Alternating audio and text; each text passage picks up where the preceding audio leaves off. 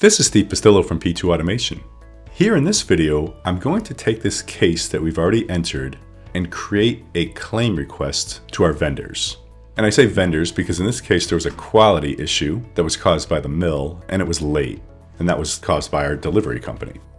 The process is the same for both, so I'll just show you how we do one for the mill. Simply click over here on Claim Requests, and the vendor and mill claims are here on the left. We want to do a new claim request. We'll select our vendor, click Add, and OK.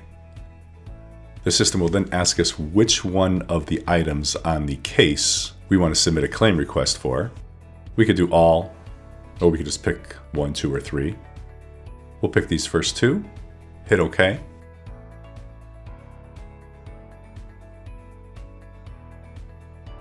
And the system automatically builds a vendor claim request, gives it a number, displays the vendor, and puts all of the items we selected into this grid.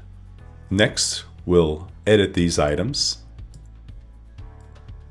and fill in the information that the mill will need to process on their end, and then save your changes when you're done. There's a document available that we send over to the vendor, and you get to that by clicking Create Document, and this system will actually create it and give it a name to match the vendor claim number, and you can just click right here to view that document. And since there are 2 items on this, we have 2 rows of information here that the vendor needs to process the claim on their end. Click Finish.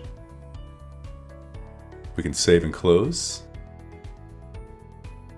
That vendor claim request will show up here, and once we do the one to the delivery company, it'll show up underneath.